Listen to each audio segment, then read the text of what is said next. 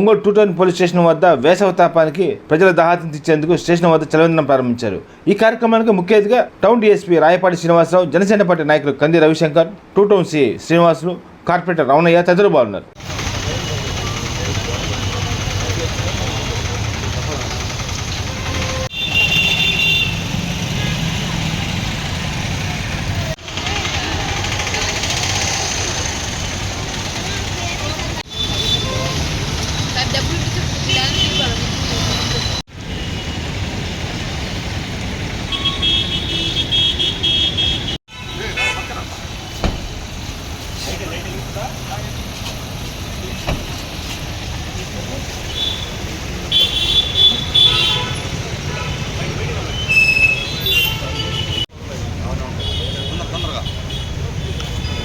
Media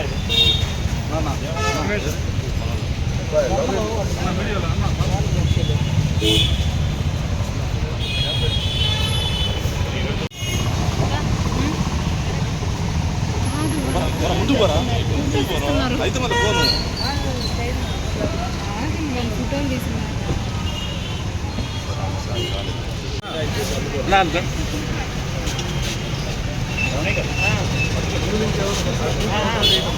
దండలంటూ లోపలికి వచ్చేసాను. లోపలికి దండలంటూ రమేష్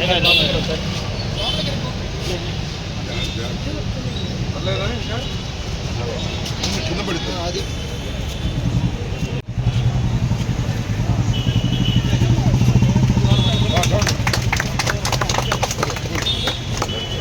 వాటర్ గ్లాసెస్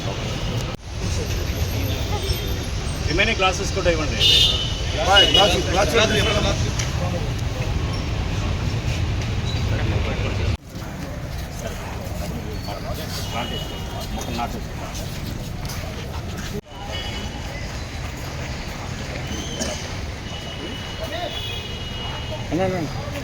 నీళ్ళు తీసుకురామ్మా. నీళ్ళు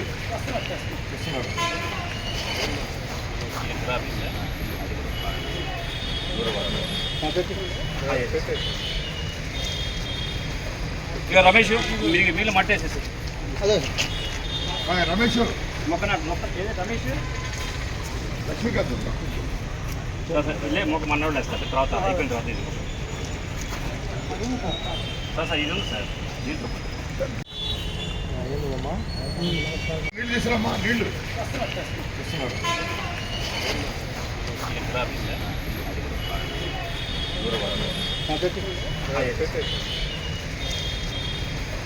ఇక రమేష్ వీళ్ళు మట్టేసేసి అదే రమేష్ మొక్క ఏదే రమేష్ లక్ష్మీకాంత్ లే మొక్క మన్నోళ్ళు వేస్తారు. తర్వాత అయిపోయిన తర్వాత ఇది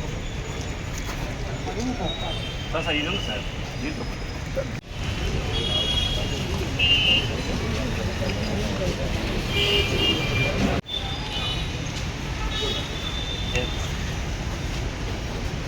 కాంతా మట్టి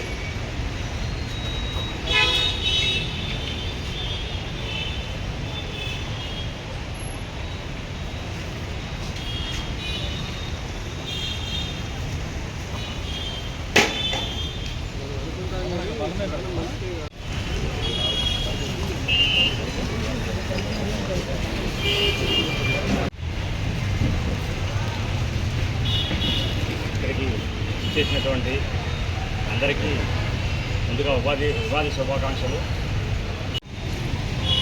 ఓనర్ అయినటువంటి రవి గారికి మరియు నా ఒంగోలు 2 టౌన్ సిబ్బందికి, ఇక్కడ విచ్చేసినటువంటి మన ఏదాల నుంచి కూడా చూస్తే కనుక ఉగాది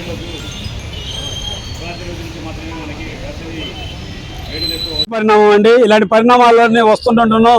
మనకి ఎంతో పోలీస్ స్టేషన్కి మంచి ఎంతో గౌరవంగా పెరిగిద్దండి. ఆ గౌరవం అనేది చాలా ఇంపార్టెంట్. వచ్చిన వాళ్ళందరికీ ఎంతో గౌరవంగా ఈ మధ్యకాలంలో శ్రీనివాస గారు అని చాలా మంచి పేరు ఉన్నది. మాకు ఎస్ఐ గారి దగ్గర ఉన్నప్పటి నుంచి బాగా పరిచయం. సార్ అడ్మినిస్ట్రేషన్ అనేది చాలా పద్ధతిగా చాలా చక్కగా ఉంటాయి. ఇలాంటి డిఎస్పీ గారు అనేది మాకు ఎప్పుడూ చాలా ఆయన అంటే మాకు ఒక ఫ్యాన్ అండి. ఆ రకంగా మేము ఇంట్రెస్ట్గా ఉండేవాళ్ళము. మా ఫస్ట్ నుంచి మా బిజినెస్ మిర్యాలపాలెం నుంచి ఉండేది. అప్పటి నుంచి మాకు అందరినీ పరిచయాలు. కానీ ఈరోజు టీడీపీ గవర్నమెంట్లో, ఎన్డీఏ గవర్నమెంట్లో బ్రహ్మాండమైన ఒక పాలసీలుగా ప్రతి ఒక్కళ్ళు వచ్చి ప్రతి వాళ్ళకి వాళ్ళే చేసే విధంగా ఒక అధికారులు వచ్చి దీన్ని ముందుకు చూపించడం వల్ల ఈ మంచి పని చేస్తున్నారు. అందులోకి వేసవి అనేది స్టార్ట్ అయిపోయింది. ఈ వేసవి స్టార్ట్ అవడం వల్ల ఈ కొత్తపేట బస్ స్టాండింగ్ లో చాలా హీట్ గా ఉండి బస్సులు ఉండి పక్కన ఉండి ఇలాంటి దగ్గర మనం చలివేంద్రం పెట్టడం అనేది చాలా ఉపయోగం అండి. ఇలాంటి ఉపయోగాన్ని ఎస్ఐ గారు, డిఎస్పీ గారు పర్యవేక్షణలో, వీళ్ళన్నింటిలో ఎస్ఐ గారి పర్యవేక్షణలో, టూడం పర్యవేక్షణలో, ఎంతో నాయకులందరూ పర్యవేక్షణలో జరగడం వల్ల ప్రతి ఒక్కరు మంచిది. నెక్స్ట్ గౌరవనీయులు జనార్దన్ గారు ఆయన ఎప్పుడు చాలా మంచి మాటలు చెప్తూ ఉంటారు. నెక్స్ట్ రాబోయే రోజుల్లో కూడా ప్రతి ఒక్కరు ఇలాంటి చేయాలని చెప్పి ఆయన అంత ముందు కూడా మా అందరితో మాట్లాడినప్పుడు జరిగింది. అలాంటిది ఈరోజు సార్ ఉన్నా లేకపోయినా ఇలాంటి కార్యక్రమం జరుగుతుంటున్నాం. అది ఎంతో ఎన్డీఏ కూటమికి జనార్దన్ గారికి ఎంతో మంచి పేరు. దాంతోపాటు మన గౌరవంగా ప్రతి ఒక్కళ్ళు పోలీస్ స్టేషన్ అంటే ఎంత విలువ అనేది ఆ గౌరవం అనేది చూపిస్తుంటారండి. ఇలాంటి జరగడం అనేది నా మనస్ఫూర్తిగా నా మనసుకి నాకు చాలా ఆనందంగా ఉంది. థ్యాంక్ యూ ఫర్ డిఎస్పీ గారికి, సిఐ గారికి అండ్ టూడం పోలీస్ స్టేషన్కి స్టాఫ్కి అందరికీ అండ్ ఎస్ఐ గారికి అండ్ టీడీపీ కార్యకర్తలు ప్రతి ఒక్కళ్ళు అందరికండి థ్యాంక్ యూ. ఉగాది పండుగ సందర్భంగా ప్రజల దాహార్తిని తీర్చడానికి two town police station sub circle inspector of police Srinivasa Rao గారు వారి యొక్క సిబ్బంది ఒక మంచి కార్యక్రమాన్ని ఈరోజు ప్రారంభించటం, అదేవిధంగా ఇక్కడ మొక్కలు నాటే కార్యక్రమం పర్యావరణాన్ని పరిరక్షించే సందర్భంగా ఈ మొక్కలు నాటే కార్యక్రమాన్ని చేపట్టడం, ఇటువంటి గొప్ప కార్యక్రమానికి ఇచ్చేసినటువంటి మన డిప్యూటీ సూపరింటెండెంట్ ఆఫ్ పోలీస్ గౌరవనీయులు పెద్దలు శ్రీనివాసరావు గారు, అదేవిధంగా జనసేన పార్టీ నాయకులు రవిశంకర్ గారు,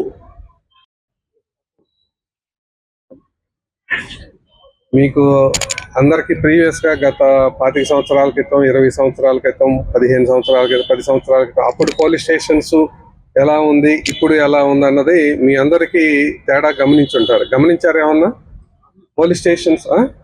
పోలీస్ స్టేషన్స్ మెయింటెనెన్స్లో అది మళ్ళా ఎస్పీ గారు వచ్చిన దగ్గర నుంచి ఇంకా దాని ఇంప్రూవ్మెంట్ బాగుంది. ఎలాగోనంటే మీరందరూ అనుకుంటారు పోలీస్ స్టేషన్కి రాగానే సీనియర్ ఆఫీసర్ ఎవరన్నా రాగానే ఏం చెక్ చేస్తారు అనుకుంటారు? ఏమన్నా రికార్డ్స్ వెరిఫై చేస్తారు అనుకుంటారు. కానీ జనరల్గా ఇప్పుడు ఏం చేస్తున్నారు అని అంటే అసలు మెయింటెనెన్స్ ఎట్లా ఉందని చెప్పేసి ఫస్ట్ టాయిలెట్స్ కూడా వెరిఫై చేసుకుంటా ఉన్నారు. కారణం ఏంటి అని అంటే అంతకుముందు మీకు ఏదైనా ఎక్కడైనా పోలీస్ స్టేషన్ దగ్గర అనుభవానికి వచ్చి ఉంటుంది, సరిగా మెయింటెనెన్స్ లేక, లేదంటే ఇక్కడ ఉన్నటువంటి సిబ్బంది కూడాను పనిచేసేటటువంటి సిబ్బంది కూడా ఇబ్బంది పడుతున్నారు అని చెప్పేసి. అందువల్ల మీరు గతంలో చూసిన దానికి ఇప్పటిదానికి ఎంతో వేరియేషన్ ఉంటుంది. అట్లాగనే మనకు ప్రజెంట్ ఈ 1 year లోపల కొత్త డీజీ గారు వచ్చిన తర్వాత కూడాను మీ అందరికీ కూడా ఇంకొకటి తేడా కూడాను గమనించుంటారు. ఉమెన్ హెల్ప్ డెస్క్ మనకు అంతకుముందు ప్రత్యేకంగా ఉమెన్ హెల్ప్ డెస్క్ అని చెప్పేసి ఏమీ లేదు. వాళ్ళ కోసం వాళ్ళు పోలీస్ స్టేషన్కి వచ్చినప్పుడు కొన్ని సందర్భాల్లో వాళ్ళ గ్రీవెన్స్ చెప్పుకోలేనటువంటి పరిస్థితి ఉంటుంది. SHO దగ్గర అంటే నలుగురిలో కూర్చొని చెప్పుకోవటం అట్లా ఇబ్బందిగా ఉంటుంది అని చెప్పేసి వాళ్ళ గ్రీవెన్స్ SHO వినేదానికి SHO కూడా నేరుగా కాకుండా ఒక ఉమెన్ పోలీస్ ఆఫీసర్ను డిసిగ్నేట్ చేయటం జరిగింది. ప్రతి పోలీస్ స్టేషన్లోనూ ఉంది ఉమెన్ హెల్ప్ డెస్క్. ఆ స్టేషన్ నుంచి ఒక్కొక్క ఆఫీసర్ను డిసిగ్నేట్ చేయటం జరిగింది. అంటే లేడీస్ కంప్లైంట్స్ వచ్చినప్పుడు వాళ్ళది వినేదానికి ఇంటర్న్ వాళ్ళది SHOకి నేరేట్ చేసేదానికి మళ్ళీ తిరిగి చెప్పేదానికోసం అని వాళ్ళ ఉన్నటువంటి గ్రీవెన్స్ అంతా కూడాను దాచిపెట్టుకోకుండా బయటికి చెప్పేదానికోసం అది ఏర్పాటు చేయటం జరిగింది. ఎట్ ది సేమ్ టైం అది ఒక్కటే కాదు, వాళ్ళు ఉమెన్ వచ్చినప్పుడు వాళ్ళకు అవసరమైనటువంటి వాష్రూమ్స్ ఫెసిలిటీ, వాటర్, ఇవి రెండు కూడాను ఏర్పాటు చేయటం జరిగింది. మీరు అందరూ గమనించారా? పోలీస్ స్టేషన్లో అన్ని పోలీస్ స్టేషన్లోనూ కూడాను ఈ మార్పు చేయడం. ఒంగోలు స్థానిక రైస్ మిల్ హాల్లో జరిగిన శ్రీ విశ్వవస్తునామ సంవత్సర ఉగాది ఉత్సవాలు ఘనంగా జరిగాయి. ముఖ్య అతిథిగా రాష్ట్ర మంత్రి డోలా బాల వీరేంద్ర స్వామి, ఒంగోలు ఎంపీ మాగంటి శ్రీనివాసరెడ్డి, మేయర్ గంగాడు సుజాత, సంతనోపేట శాసనసభ్యులు బిఎన్ విజయ్ కుమార్, పలువురు ప్రజాప్రతినిధులు పాల్గొన్నారు. అర్థమయ్యే రీతిలో చెప్పాలి. అర్థం కాని రీతిలో చెప్పి జనాలంతా కూడా పక్కదారిలో వెళ్ళిపోయిన వాళ్ళందరూ ఆ పదాయింది నేను అనుకుంటాను గొప్పగా చెప్పుకుంటానని అని మళ్ళీ 3వ స్థాయి చెప్పాడు. చెప్పడం 2 రోజులు కుక్కని అడిగాడు నువ్వెందుకు కుక్క విచారంగా ఉన్నావే అని. నేను అంతేనండి, భూలోకంలో మానవులు నేను అంతేనండి, రాత్రి దాకా నా కళ్ళు కనపడవు, కాళ్ళు చేతులు పనిచే. ఉద్యోగస్తులకి ప్రమోషన్లు ఈ రాశిలో ఉండేవాళ్ళు మేము ఉంటాడు ఆయన. అలా నవ్వుతూ ఉండాలి మానవుడు. ముఖే మధురత, దానే సముత్సాహత. చేయడానికి భగవంతుడు మనకి 100 సంవత్సరాలు ఇచ్చాడు. బాగా గమనించండి, 100 సంవత్సరాల భగవంతుడు మనకి కూడా నలుగురు సత్కరిస్తారు. తదనంతరము మన జిల్లాలో ఒక 5గురు వివిధ రంగాలలో తమ యొక్క విశిష్టతను చూపించిన వారికి కూడా సత్కారం జరిగింది. ఆ తదుపరి కవి సమ్మేళనాన్ని నిర్వహిస్తాం. ఇప్పుడు బ్రహ్మశ్రీ వేదశ్రీ శ్రీ మఠంపల్లి దక్షిణామూర్తి గారిని సత్కరిస్తున్నారు. తర్వాత జిల్లాలో పురస్కారం అందుకునేటువంటి వారు కూడా ముందుకు వచ్చి ఉండాలి. మాధవాచారి గారు, ఇమానుయేల్ గారు,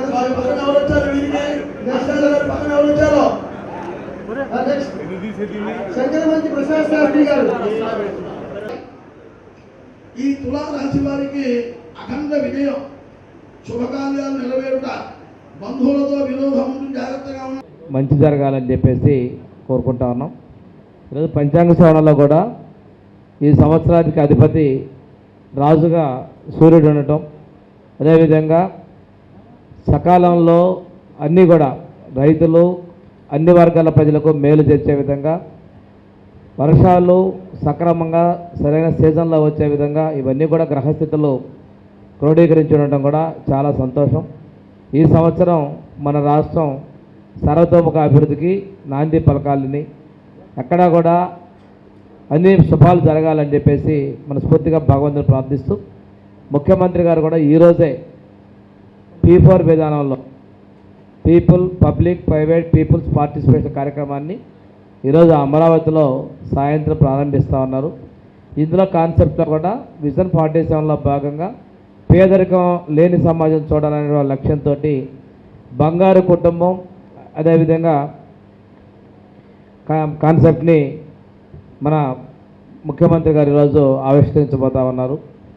ఈ కార్యక్రమం కూడా ఉగాది రోజు ప్రారంభించుకోవడం, తెలుగు ప్రజలు రాష్ట్రం పేదరికం ఉండకూడదనేటువంటి ఒక మహా సంకల్పంతో ముందుకు వస్తూ ఉన్నారు.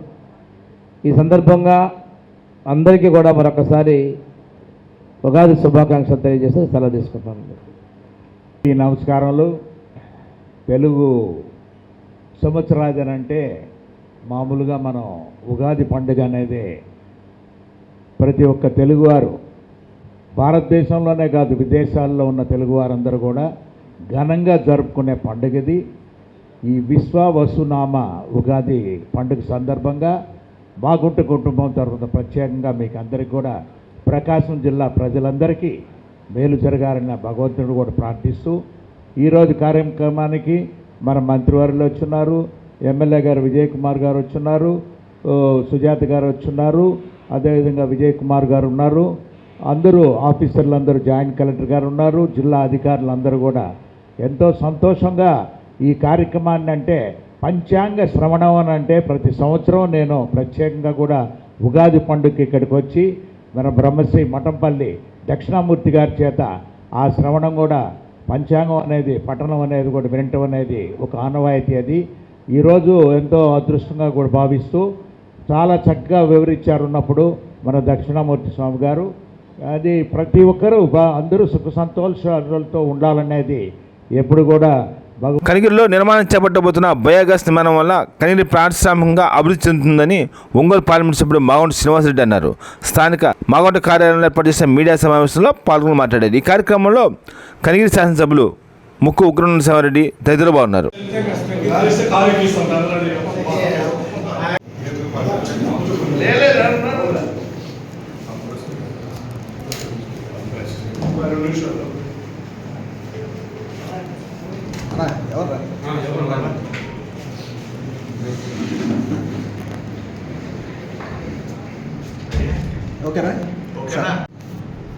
ఈరోజు కనిగిరి శాసనసభ్యులు, సీనియర్ శాసనసభ్యులు కూడా వారు ఉగ్ర నరసింహారెడ్డి గారు ఒంగోలు పట్టణానికి ఈరోజు వచ్చినప్పుడు వారు ఏప్రిల్ 2వ తారీఖున బృహత్తరమైన కార్యక్రమాన్ని కూడా వారు జరిపిస్తూ పరిశ్రమలు లేవు అనేది లోటు లేకుండా ముఖ్యంగా రైతులకి మెరుగుపడే విధంగా కూడా వారికి ఆదాయం అనేది ఏ విధంగా ఇంక్రీజ్ అయితే బాగుంటుందనేది వారు మన విద్యాశాఖ మంత్రులు లోకేష్ బాబు గారితో కూడా మాట్లాడుతున్నప్పుడు ఒక మంచి ఆలోచన వారికి కూడా లోకేష్ బాబు గారు కూడా వచ్చి ఇది నేపియర్ గ్రాస్ అనేది ఆల్రెడీ అక్కడ కూడా పెరుగుతూ ఉంటుంది. ఆయనకి రిలయన్స్ వారితో ఉన్న సంబంధాలతో ఆ రిలయన్స్ ఇండస్ట్రీస్ వాడు ఈ నేపియర్ గ్రాస్ నుంచి వాళ్ళు కంప్రెస్డ్ బయోగ్యాస్ యూనిట్స్ అనేది కూడా స్టార్ట్ చేసి అల్టిమేట్లీ తర్వాత ఇది పవర్ యూస్కి దానికి కూడా ఉపయోగపడేటట్టుగా కూడా అంటే దాదాపు 6 మండలాల్లో కనిగిరి నియోజకవర్గంలో ఉన్న వాటిల్లో ఒక్కొక్క మండలంలో 150 కోట్ల రూపాయలతో మనం ఒక ప్రాజెక్టు కూడా పెట్టి రావడము. ముఖ్యంగా రైతులకు ఏమిటంటే దీంట్లో ఉన్న ఆదాయం అనేది కౌలుకి చేస్తే కంపెనీ వాళ్ళకి రిలయన్స్ ఇండస్ట్రీస్కి 30,100 రూపాయలు అనేది కూడా సంవత్సరానికి వారికి కౌలు కూడా ఇచ్చేదానికి రెడీగా ఉన్నారు. వారే ఆ నేపియర్ గ్యాస్కు సంబంధించి సీడ్ కూడా ఇస్తారన్నప్పుడు కూడా కావాల్సిన ఫర్టిలైజర్స్ కూడా ఇస్తారన్నప్పుడు రైతు అక్కడ దాన్ని కాపాడుకుంటూ సేద్యం చేస్తే ఆ వచ్చిన తర్వాత పంట వచ్చిన తర్వాత వాళ్ళే మెషిన్లతో కూడా హార్వెస్టర్లు ఉన్నాయి. దానికి తర్వాత కొంత కూడా చేసుకునే దాని కొరకు వాళ్ళ మెషిన్లు అన్నీ కూడా తీసుకొచ్చి వారి యూనిట్కి ఇవన్నీ కూడా తరలించుకొని ముఖ్యంగా పరిశ్రమ అనేది ఒకటి ఏర్పడటం అనేది ఒకటి కాకుండా అక్కడ ఆ ప్రాంతంలో ఉంటే మామూలుగా 2,000 నుంచి 5,000 రూపాయల వరకు కూడా ఎవరు కూడా కౌలు తీసుకునే పరిస్థితి లేవు. మెట్ట ప్రాంతం అంతా అంటే నీటి ఇరిగేషన్ ప్రాజెక్ట్స్ అనేది కూడా పెద్ద లేవు. కాబట్టి ఒక మంచి ప్రాజెక్ట్ ఇది 30,100 రూపాయలు అనేది 30,000 రూపాయలు అనేది కౌలు ఇవ్వటము. అది కూడా కాకుండా ఎవరన్నా వాళ్ళు సొంతంగా కూడా రైతులు వాళ్ళే మేమే సేద్యం చేసుకుంటాము ఈ నేపియర్ గ్రాస్ కూడా పట్టిస్తామని అన్నప్పుడు వాడికి కూడా దాదాపు 60,000 రూపాయల వరకు కూడా ఆదాయం వచ్చే విధంగా కూడా ఇవన్నీ కూడా రిలయన్స్ కంపెనీ వాళ్ళు రావడం వాళ్ళు చెప్పడం అన్నీ కూడా జరుగుతున్నాయి. ఇది ఒక దాదాపు ఒక సంవత్సరం గత 7-8 మాసాల నుంచి మన కనిగిరి శాసనసభ్యులు గారు ఉగ్ర నరసింహారెడ్డి గారు మన లోకేష్ బాబు గారితో కూడా ప్రశ్నిస్తూ చర్చిస్తూ ఈ ప్రాజెక్టు గురించి కూడా కనిగిరికి ఆవశ్యకత అనేది కూడా చెప్పుకుంటూ మొదటి ప్రాజెక్టుగా కనిగిరిలోనే మీరు కూడా పెడితే బాగుంటుందని గారు రిక్వెస్ట్ చేసిన తర్వాత మన విద్యాశాఖ మంత్రి గారు కూడా లోకేష్ బాబు గారు కూడా మంచి ఆలోచనతో కనిగిరి అనేది చాలా వెనకబడిన ప్రాంతం, దీన్ని ముందుకు తీసుకెళ్ళాలంటే ఒక ప్లాంట్ అక్కడ కూడా ఇచ్చి అంటే ఆంధ్రప్రదేశ్లోనే దాదాపు 550 ప్రాజెక్టు యూనిట్స్ కూడా పెట్టబోతున్నారు అన్నప్పుడు ప్రతి ఒక్కరు ప్రకాశం జిల్లాలో కూడా మనకు రాబోయే రోజుల్లో దాదాపు ఏంటంటే ఒక 10 నుంచి 15 యూనిట్లు కూడా రాబోతున్నాయి అన్ని ప్రాంతాల్లో. ఒకసారి రైతుకి ఇది ఆదాయం ఉన్నది అనేది తెలిసినప్పుడు ప్రతి దగ్గర కూడా ఏం లేదు శ్రమ లేని పంటేది ఆ నేపియర్ గ్రాస్ అనే దానికి ఆల్రెడీ రైతులు ఇప్పుడు మనం పండించుకొని రావడం కూడా చూస్తున్నాం. ఇంకా సైంటిఫిక్ మెథడ్లో కూడా దీన్ని కూడా ఎక్కువగా కూడా పండించి తీసుకొస్తే రైతుకి ఆదాయం 60,000 రూపాయలు అనేది ఇప్పుడు వచ్చే పరిస్థితిలో ఉంది. 10 లక్షల రూపాయలు కూడా వెళ్ళేటట్టుగా కూడా ఈరోజు కనిగిరి శాసనసభ్యులు సీనియర్ శాసనసభ్యులు కూడా వారు ఉగ్ర నరసింహారెడ్డి గారు ఒంగోలు పట్టణానికి ఈరోజు వచ్చినప్పుడు వారు ఏప్రిల్ 2వ తారీఖున బృహత్తరమైన కార్యక్రమాన్ని కూడా వారు జరిపిస్తూ పరిశ్రమలు లేవు అనేది లోటు లేకుండా ముఖ్యంగా రైతులకి మెరుగుపడే విధంగా కూడా వారికి ఆదాయం అనేది ఏ విధంగా ఇంక్రీజ్ అయితే బాగుంటుందనేది వారు మన విద్యాశాఖ మంత్రులు లోకేష్ బాబు గారితో కూడా మాట్లాడుతున్నప్పుడు ఒక మంచి ఆలోచన వారికి కూడా లోకేష్ బాబు గారు కూడా వచ్చి ఇది నేపియర్ గ్రాస్ అనేది ఆల్రెడీ అక్కడ కూడా పెరుగుతూ ఉంటుంది. ఆయనకి రిలయన్స్ వారితో ఉన్న సంబంధాలతో ఆ రిలయన్స్ ఇండస్ట్రీస్ వాడు ఈ నేపియర్ గ్రాస్ నుంచి వాళ్ళు కంప్రెస్డ్ బయోగ్యాస్ యూనిట్స్ అనేది కూడా స్టార్ట్ చేసి అల్టిమేట్లీ తర్వాత ఇది పవర్ యూస్కి దానికి కూడా ఉపయోగపడేటట్టుగా కూడా అంటే దాదాపు 6 మండలాల్లో కనిగిరి నియోజకవర్గంలో ఉన్న వాటిల్లో ఒక్కొక్క మండలంలో 150 కోట్ల రూపాయలతో కూడా ఒక్కొక్క ప్రాజెక్టు కూడా పెట్టి రావడము. ముఖ్యంగా రైతులకు ఏమిటంటే దీంట్లో ఉన్న ఆదాయం అనేది కౌలుకి చేస్తే కంపెనీ వాళ్ళకి రిలయన్స్ ఇండస్ట్రీస్కి 30,100 రూపాయలు అనేది కూడా సంవత్సరానికి వారికి కౌలు కూడా ఇచ్చేదానికి రెడీగా ఉన్నారు. వారే ఆ నేపియర్ గ్యాస్కు సంబంధించి సీడ్ కూడా ఇస్తారన్నప్పుడు కూడా కావాల్సిన ఫర్టిలైజర్స్ కూడా ఇస్తారన్నప్పుడు రైతు అక్కడ దాన్ని కాపాడుకుంటూ సేద్యం చేస్తే ఆ వచ్చిన తర్వాత పంట వచ్చిన తర్వాత వాళ్ళే మెషిన్లతో కూడా హార్వెస్టర్లు ఉన్నాయి. దానికి తర్వాత మొత్తం కూడా చేసుకునే దాని కొరకు వాళ్ళ మెషిన్లు అన్నీ కూడా తీసుకొచ్చి వారి యూనిట్కి ఇవన్నీ కూడా తరలించుకొని ముఖ్యంగా పరిశ్రమ అనేది ఒకటి ఏర్పడటం అనేది కూడా కాకుండా అక్కడ ఆ ప్రాంతంలో ఉంటే మామూలుగా 2,000 నుంచి 5,000 రూపాయల వరకు కూడా ఎవరు కూడా కౌలు తీసుకునే పరిస్థితి లేవు.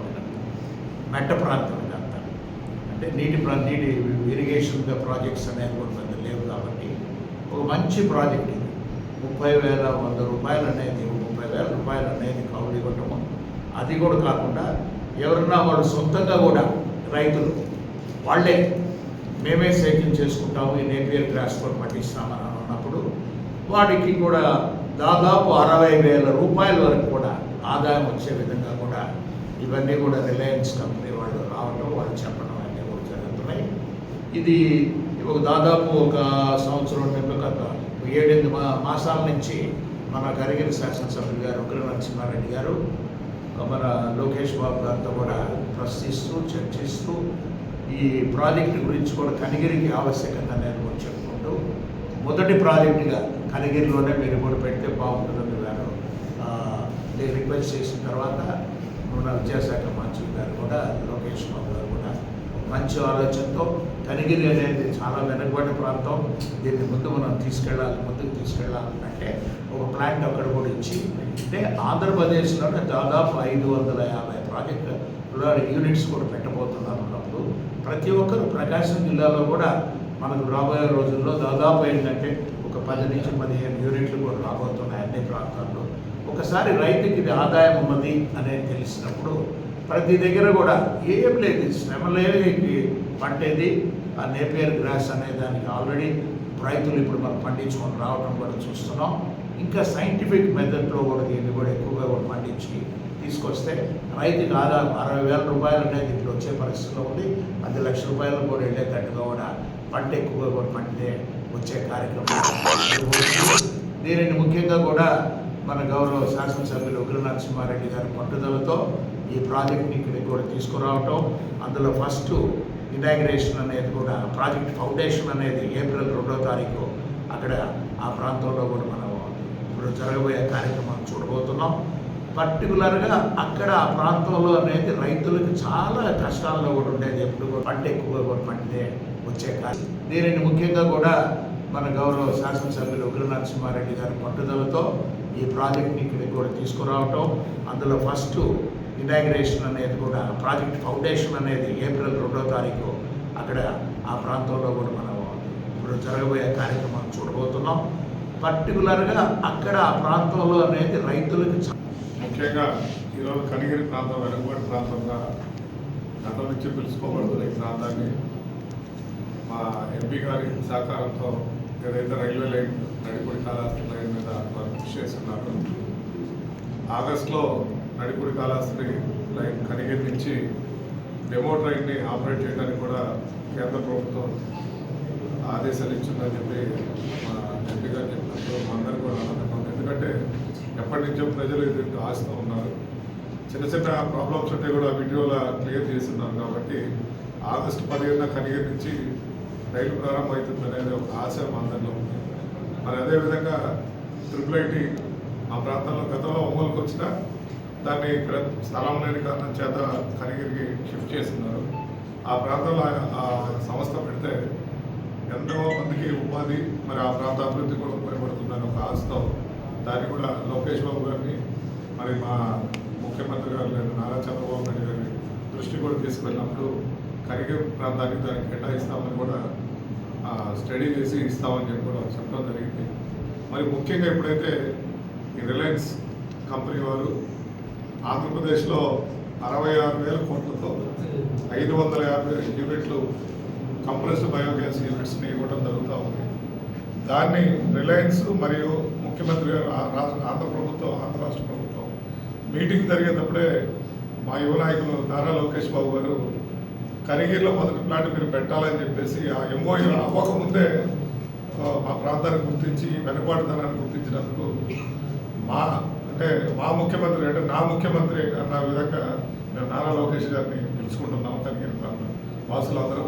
ఎందుకంటే ఆ ప్రాంతంలో ఏ సమస్య ఉందో ఐడెంటిఫై చేసి ఫస్ట్ ప్లాంట్ అక్కడ పెట్టడం, మా ప్రాంతానికి వచ్చి ఇనాగరేషన్కి వారు రావడం అనేది 2వ తారీఖు అక్కడ వస్తుంటారు. వారికి ధన్యవాదాలు చెప్తూ మరి అదేవిధంగా రిలయన్స్ మీకు తెలుసు ఈరోజు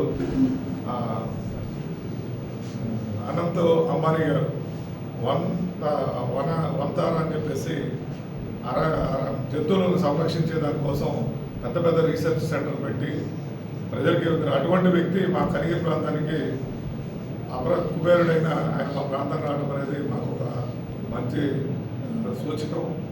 అదేవిధంగా మా ప్రాంతంలో కూడా వారి సిఎస్ఆర్ ప్రోగ్రాం ద్వారా కనిగిరి ప్రాంతం మా ఎంపీ గారి ద్వారా కొంత నిధులు కూడా భవిష్యత్తులో తెచ్చుకొని మంచి సూపర్ స్పెషాలిటీ హాస్పిటల్ కూడా కనిగిరిలో కట్టాలనేది మా ఆలోచన. సో దానికి అందరూ సహకరిస్తారని కోరుకుంటూ ముఖ్యంగా గొడ్డుపాటి రవికుమార్ గారు మా ప్రాంతం విజిట్ చేసినప్పుడు ఈ రిలయన్స్ ఇండస్ట్రీ వాళ్ళు అడుగుతున్నారు, తప్పకుండా ఈ ప్రాంతాలు ఇస్తామని నారా లోకేష్ బాబు గారి దృష్టి తీసుకెళ్ళేందుకు వారికి ధన్యవాదాలు చెప్తూ సెలవు. సరే, ఎంతమందికి ఉపాధి లభిస్తుంది సార్? ఆ ప్లాంట్ వల్ల ఎంతమందికి ఉపాధి లభిస్తుంది? దాదాపు రైతులందరికీ చాలా మేలు జరుగుతుంది. ఇప్పుడు మన ఎంపీ గారు చెప్పినట్టు 1 ఎకరాకి 30,000 100 రూపాయలు కౌలు ఇవ్వడం జరుగుతూ ఉంది. మా ప్రాంతాల్లో 2,000 కూడా ఇవ్వని పరిస్థితి. మరి 30,000 ఇవ్వడం వల్ల రైతుకి డైరెక్ట్ బెనిఫిట్ జరుగుతుంది. రైతు భూమి ఇవ్వకపోయినా అతని భూమిలోనే సాగు చేసుకోవడానికి అన్ని వనరులు సీడ్ ఇవ్వడం జరుగుతుంది.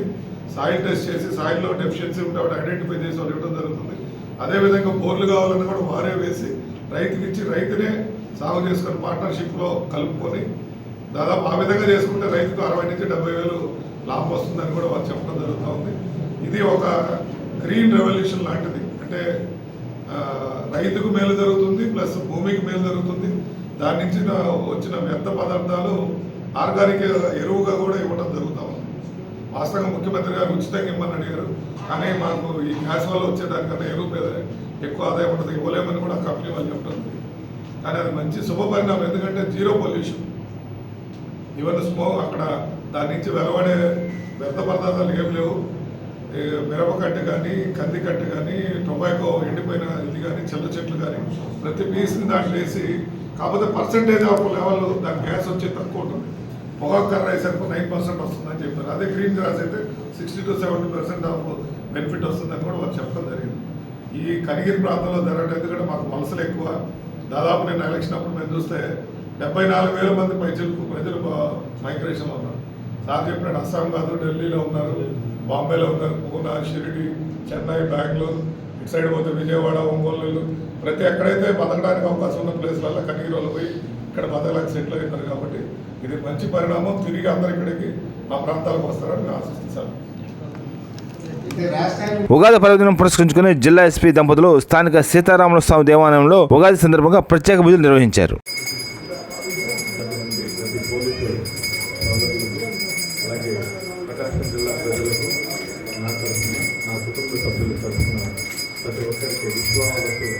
తెలుగు నూతన సంవత్సరం ఉగాది శుభాకాంక్షలు.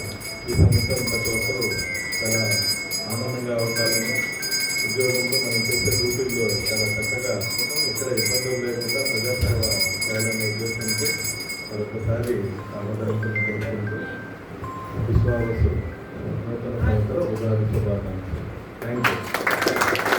చెట్టుగా అనుగ్రహిస్తూ ఉంటారు. పంటలు సమృద్ధిగా పండుతాయి, ఆరోగ్యవంతులై జీవిస్తుంటారు ప్రజలంతా కూడా. సస్యాధిపతి గురువు గోధుమలు, పెసలు, శనగలు సమృద్ధిగా పండుతాయి, అందుబాటులో ఉంటాయి. నీరసాధిపతి బుధుడు అవటం వలన పక్షులు అన్నీ కూడా విశేషంగా జీవిస్తాయి. నవరత్నాలు, సమస్త పంటలు కూడా సమృద్ధిగా పండుతూ ఉంటాయి. మనకి ఈ సంవత్సరం పోయిన సంవత్సరం గ్రహం 2వ మాజీ ప్రధాని స్వర్గీయ రాజీవ్ గాంధీ విగ్రహం కూర్చడం దారుణమని, అంతేకాక స్థానిక పార్టీకి సమాచారం ఇవ్వకుండా కూర్చడం హేమంచరిగా భావిస్తున్నామని ఒంగోలు కాంగ్రెస్ పార్టీ నియోజకవర్గ ఇన్ఛార్జ్ బిఆర్ గౌస్ అన్నారు. స్థానిక క్లబ్పేటలో విగ్రహం కూల్చిపెట్టిన అడ్డుకున్నారు. ఈ కార్యక్రమంలో సంతనూరుపాడు ఇన్ఛార్జ్ పాలపతి విజయేశ్వర్, ఉంగరాజ్ శ్రీను తదితరులు బాగున్నారు.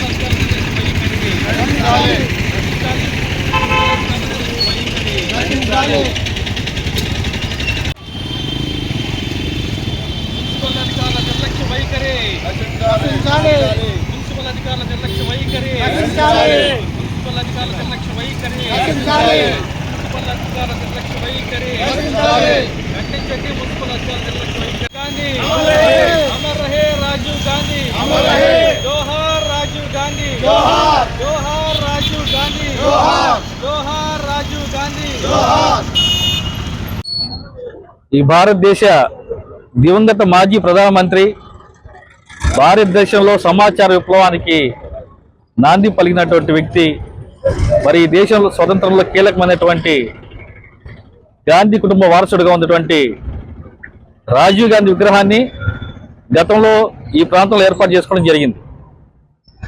అయితే ఈరోజు ఉన్న ఫలంగా చెప్పాబెట్టకుండా రోడ్డుకు అడ్డంగా ఉందని చెప్పి ఏదో పాత కమిటీ వాళ్ళ సూచనలు తీసుకొని వాళ్ళ అభిప్రాయం మేరకు విగ్రహాన్ని తీసేస్తున్నామని చెప్పి కనీసం కాంగ్రెస్ పార్టీ శ్రేణులకు కానీ కాంగ్రెస్ పార్టీ ఆఫీస్కి కానీ ఎటువంటి సమాచారం ఇవ్వకుండా ఈరోజు మున్సిపల్ అధికారులు టీడీపీ కార్యకర్తలాగా వ్యవహరిస్తూ ఈరోజు ఇక్కడ ఉన్నటువంటి దివంగత రాజీవ్ గాంధీ విగ్రహాన్ని తీసేయడం జరిగింది.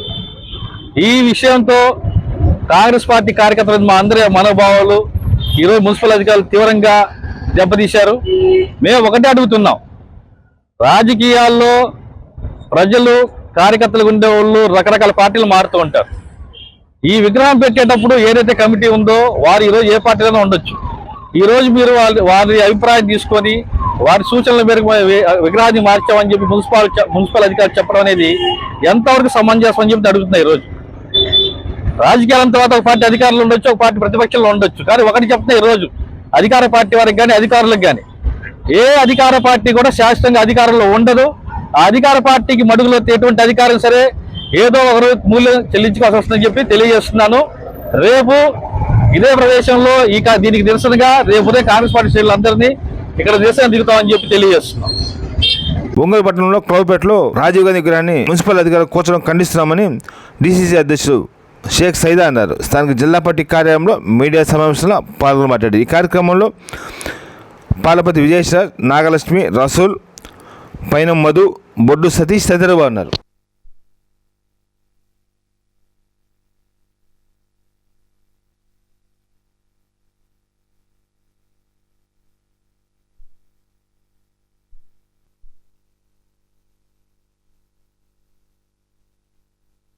తర్వాత ఫోన్ చేస్తా.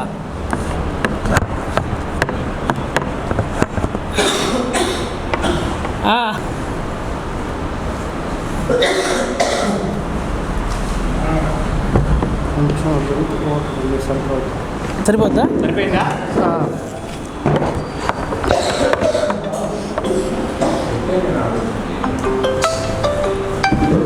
సార్ నమస్కారం.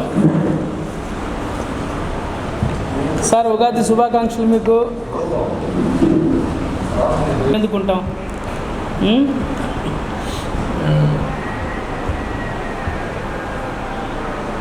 అవును అవును అవును మిత్రులారా, మీ అందరికీ తెలుసు, రాత్రి 29/3/2025 సంవత్సరం అంటే శనివారం రాత్రి ఒంగోలు నగర మున్సిపల్ కమిషనర్ గారి సారథ్యంలో దివంగత ఈ దేశ మాజీ ప్రధాని దేశ సమైక్యతను సమగ్రతను కాపాడటం కోసం ముష్కరుల చేతిలో బలైనటువంటి మహానేత, ఎందరికో స్ఫూర్తి నింపినటువంటి కాంగ్రెస్ పార్టీ జాతీయ నాయకుడైనటువంటి శ్రీ రాజీవ్ గాంధీ గారి విగ్రహాన్ని కాంగ్రెస్ పార్టీకి ఒంగోలు నగరంలో ఉన్నటువంటి కాంగ్రెస్ పార్టీ నాయకులకు కానీ జిల్లా పార్టీకి కానీ ఎలాంటి ముందస్తు సమాచారం లేకుండా కూల్చివేయడం అనేది చాలా దుర్మార్గమైనటువంటి చర్య. దీన్ని కాంగ్రెస్ పార్టీ తీవ్రంగా ఖండిస్తూ ఉందని చెప్పి మీకు తెలియజేస్తూ ఉన్నా. ఎందుకంటే ఒకసారి ఆలోచించాలా, వాస్తవంగా విగ్రహం కనుక ట్రాఫిక్ ఇబ్బంది అయితే ఎన్ని సంవత్సరాలైంది విగ్రహం ఏర్పాటు చేసి? ఇప్పుడే ట్రాఫిక్ ఇబ్బంది అయిందా? ఇప్పుడే ప్రమాదాలు జరిగాయా? దీన్ని ఒకసారి ఆలోచించాల్సిన అవసరం ఉంది. మున్సిపల్ కమిషనర్ గారు ఎందుకు ఈ విధంగా దుందుడుకు చర్యలు పాల్పడ్డాడో మాకైతే అర్థం కావటం లేదు. వాస్తవంగా విగ్రహం అడ్డం అయితే ప్రమాదాలు జరుగుతూ ఉంటే ఇది తొలగించాల్సిన పరిస్థితులే ఏర్పడితే రోడ్డు వైండింగ్కి ఇబ్బంది అయితే కాంగ్రెస్ పార్టీకి మీరు రాతపూర్వకంగా ఒక లెటర్ పెడితే మా సొంత ఖర్చులతో మేమే తొలగించేవాళ్ళం. అలాంటి పని చేయకుండా మీరు ఏకపక్షంగా రాత్రికి రాదే జేసీపీలు పెట్టి కూల్చేయడంలో అర్థమైంది. దీంట్లో ఏమనుకుంటున్నారు? కాంగ్రెస్ పార్టీ అంటే కాంగ్రెస్ పార్టీ జాతీయ పార్టీ, ఈ దేశానికి స్వాతంత్రం తీసుకొచ్చినట్టు పార్టీ. ఈ రాష్ట్రంలో ఏదో బలహీనంగా ఉందని చెప్పి మీరు రెచ్చిపోతే మేము చూస్తూ ఊరుకోం. అది గుర్తుపెట్టుకోండి. ఎవరండి మీరు విగ్రహాన్ని తొలగించడానికి? ఈ జిల్లాలో, ఈ రాష్ట్రంలో, అలాగే ఒంగోలు నగరంలో ఎన్ని విగ్రహాలు ఉన్నాయి? అవన్నీ ఎందుకు తొలగించరు? అప్పుడెప్పుడో రాజీవ్ గాంధీ విగ్రహం పెట్టినటువంటి కమిటీ తొలగించమని లెటర్ ఇస్తే మీరు తొలగిస్తారా? అప్పుడు కాంగ్రెస్లో ఉన్నారు, ఇప్పుడు వాళ్ళు తెలుగుదేశంలో ఉన్నారు. విగ్రహం అడ్డంగా ఉంది, ప్రమాదాలు జరుగుతున్నాయి, తొలగించమంటే మీరు ఏ విధంగా తొలగిస్తారు? ఈరోజు నేను క్వశ్చన్ చేస్తూ ఉన్నా ఈ ఎన్డీఏ కూటమి మున్సిపల్ కమిషనర్ని. కర్ణం బలరాం గారి జిల్లా తెలుగుదేశం పార్టీ అధ్యక్షుడుకున్నటువంటి సమయంలో అద్దంకి బస్టాండ్లో ఎన్టీఆర్ విగ్రహం పెట్టారు. ఇప్పుడు ఆయన వైసీపీ పార్టీలో ఉన్నాడు. ఆయన ఆ కమిటీ ఒక లెటర్ ఇస్తారు, ఎన్టీఆర్ విగ్రహాన్ని తొలగించే దమ్ము మీ కమిషనర్కి, మీ పాలక వర్గానికి ఉందని చెప్పి నేను అడుగుతూ ఉన్నా. అలాగే బాలినేని శ్రీనివాసరెడ్డి గారు వైసీపీ నాయకుడు, గతంలో మంత్రిగా పనిచేశాడు. ఆయన హయాంలో చర్చి సెంటర్లో మరి రాజశేఖర రెడ్డి గారి విగ్రహం పెట్టారు. ఇప్పుడు ఆయన జనసేన పార్టీలో ఉన్నాడు. ఆయన లెటర్ ఇస్తాడు, ఆ కమిటీ లెటర్ ఇస్తుంది, మీరు రాజశేఖర రెడ్డి గారి విగ్రహం మీద టచ్ చేసే దమ్ము మీకుందని చెప్పి మేము కాంగ్రెస్ పార్టీ తరఫున ప్రశ్నిస్తూ ఉన్నాం. ఒంగోలు సీటుకు ఫిర్యాదు చేసింది నేనేనని, ఎమ్మెల్యే దొంగలు వెంట పెట్టుకుని తిరుగుతున్నారని ఒంగోలు వైఎస్ఆర్ పార్టీ నియోజకవర్గ కన్వీనర్ చుండూరు రవిబాబు అన్నారు. స్థానిక జిల్లా పార్టీ కార్యాలయంలో నగర పార్టీ కమిటీ సభ్యుల పరిచయ వేదిక కార్యక్రమంలో పాల్గొని మాట్లాడారు. ఈ కార్యక్రమంలో నగర పార్టీ అధ్యక్షుడు కటారి శంకర్, బీసీసీఎల్ జిల్లా అధ్యక్షుడు బొట్ల సుబ్బారావు, కార్పొరేటర్ ఇమరాన్ తదితరులు పాల్గొన్నారు.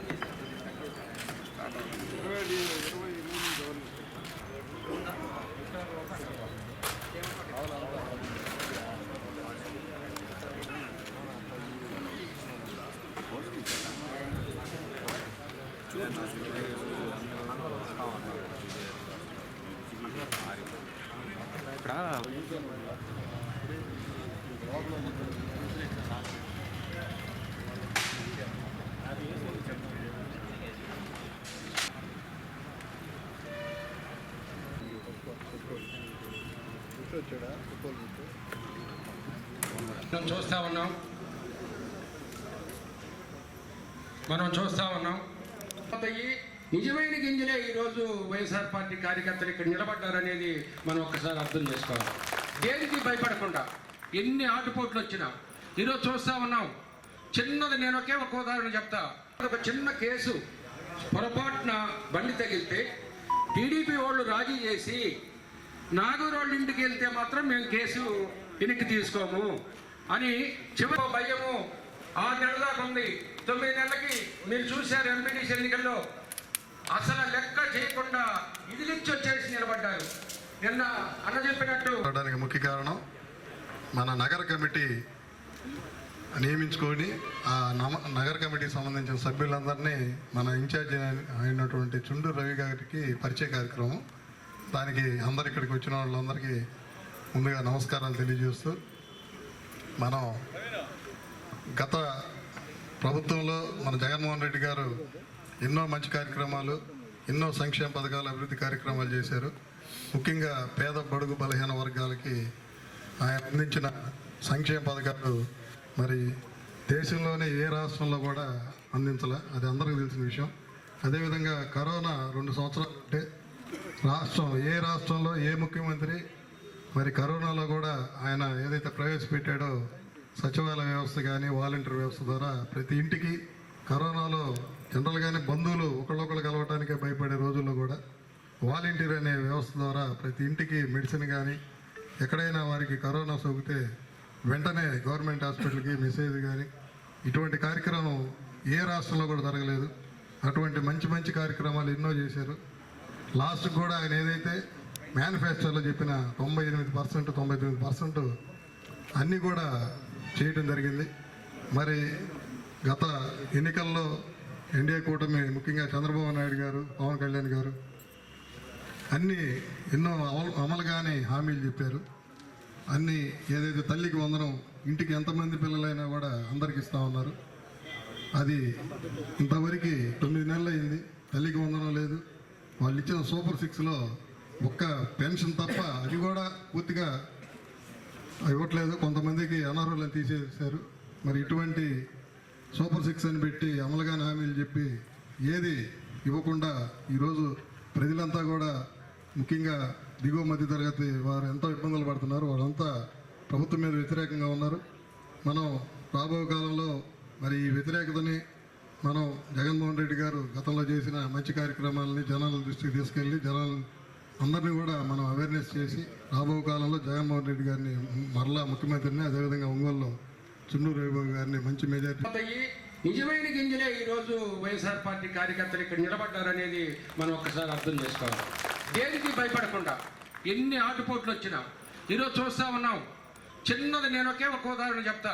45 ఏళ్ల వయసులో మహిళ చేత వాడి మీద కేసు పెట్టించి 3 నెలల నుంచి వెళ్తే మొన్న ఏడుపుతున్నాను చెప్తే నేను పోయి నెలాఖరులోపు నేను బయటికి తీసుకొస్తానమ్మా అని చెప్పి లాయర్ గారిని ఇక్కడ వచ్చుద్దా లేకపోతే హైకోర్టులో మూవ్ చేద్దామని ఒత్తిడి చేస్తే లాయర్ గారు గట్టిగా నిలబడి ఇక్కడే వాదన పెట్టి తీసుకొచ్చి వీడికి చెప్పిన మాట ప్రకారంగా నెలాఖరులోపు వీడిని ఇంటికి పంపిస్తున్నందుకు సంతోషం ఉంది.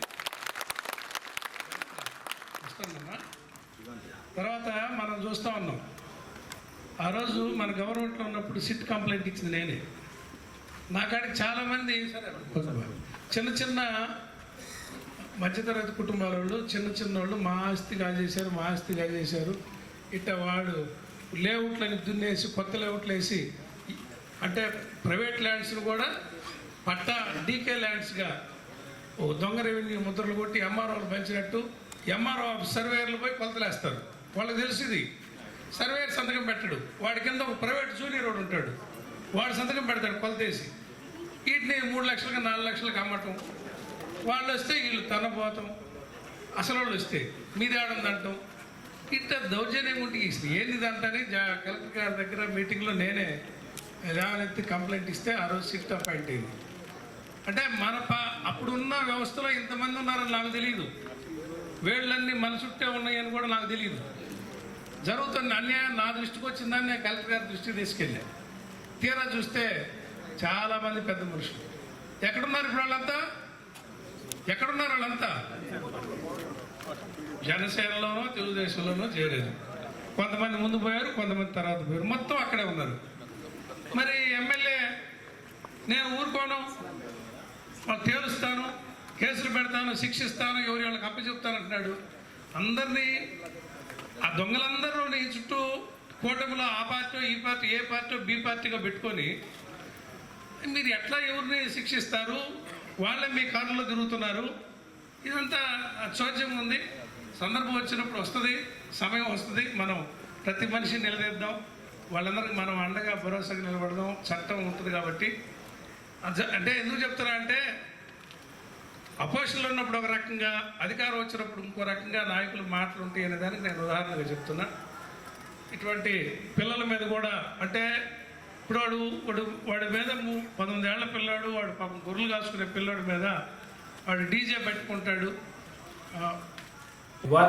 నమస్కారం.